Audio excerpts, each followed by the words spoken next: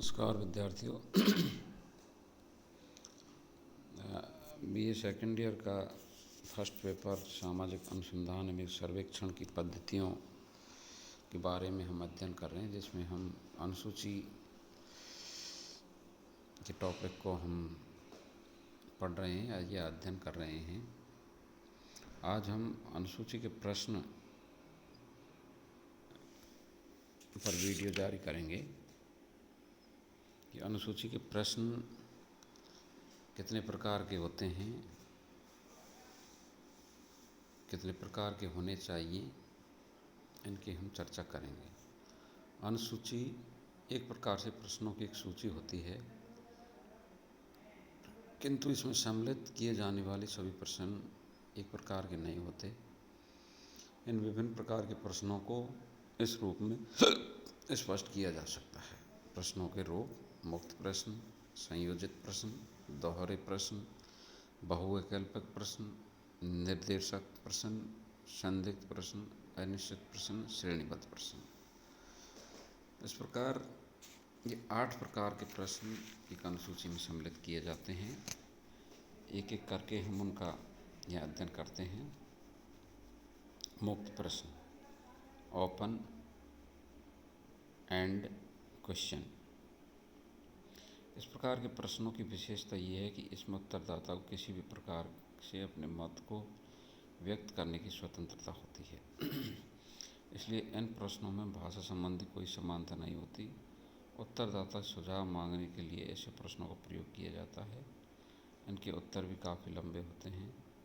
भारत में अंतर्जातीय विवाह को अच्छा क्यों नहीं माना जाता, जाति प्रथा की समाप्ति के क्या कारण हैं आदि इस प्रकार के ओपन प्रश्न इसमें पूछे जाते हैं, जिसमें उत्तरदाता उत्तर देने में स्वतंत्र रहता है। दूसरे प्रकार के प्रश्न हैं संयोजित प्रश्न, स्ट्रक्चर्ड क्वेश्चन। संयोजित प्रश्नों के संभावित उत्तरों को एक क्रम में प्रश्न के सामने ही लिख दिया जाता है।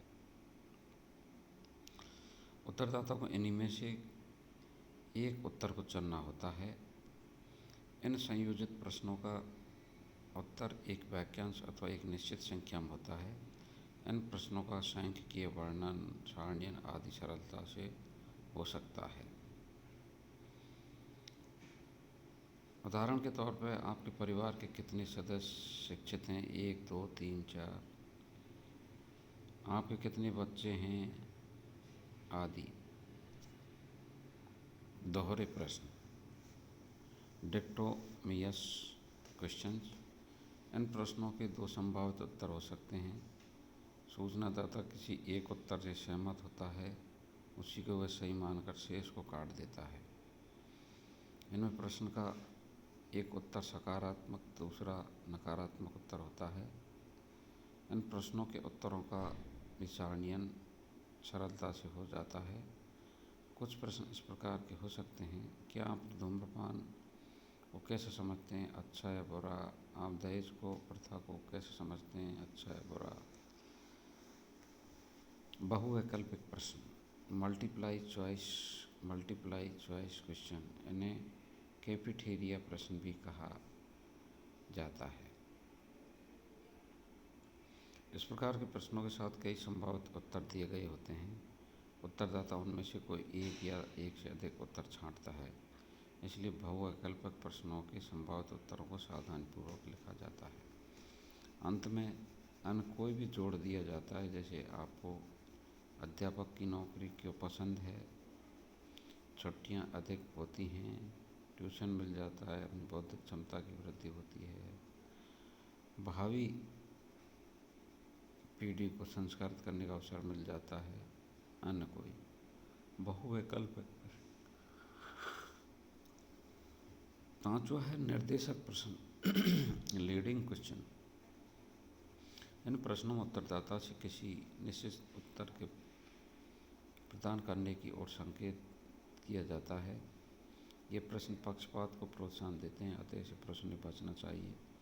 साक्षात्कारकर्ता स्वयं ही प्रत्यक्ष अथवा अप्रत्यक्ष रूप से उत्तर की ओर संकेत करता है, तो सूचनादाता स्वाभाविक रूप से इसी ओर झुक जाता है और उससे सही सूचना नहीं मिल पाती। जैसे क्या आजकल का संगीत आधुनिक विद्यार्थियों को पाश्चात्य संस्कृति की ओर नहीं ले जा रहा है?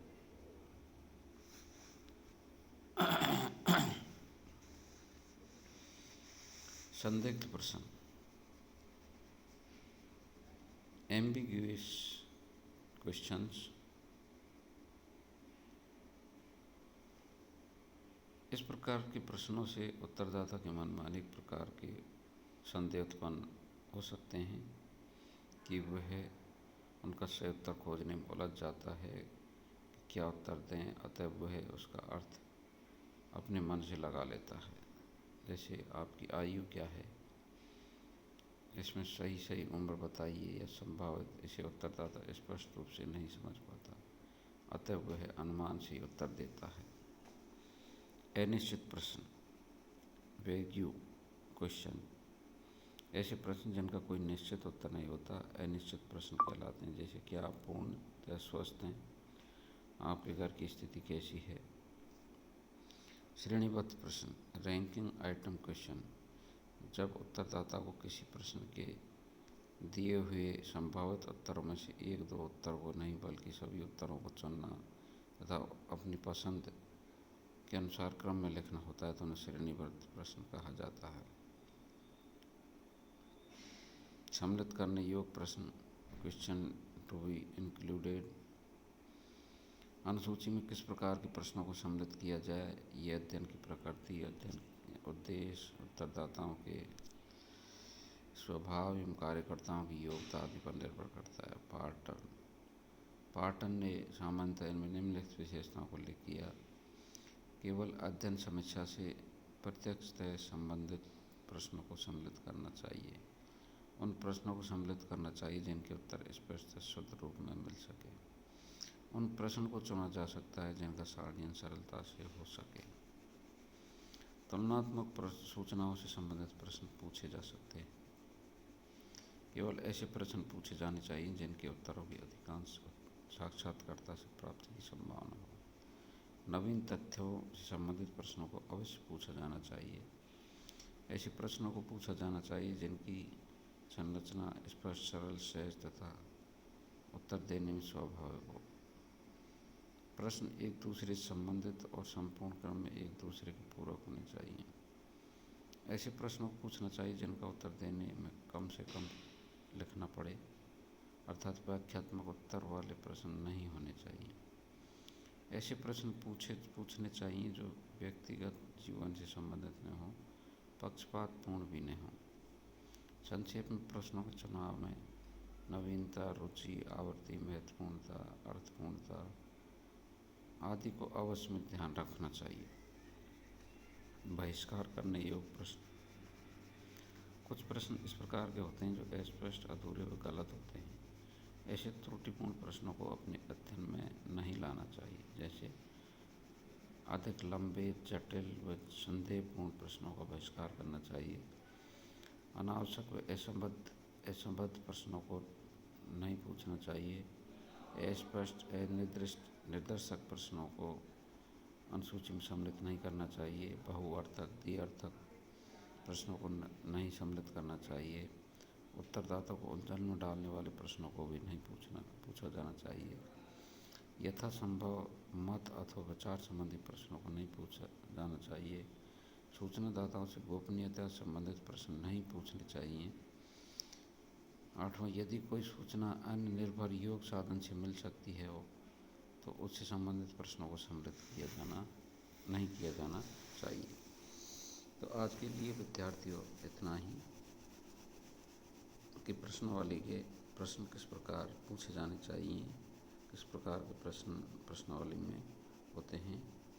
आज के लिए इतना ही। नमस्कार, धन्यवाद।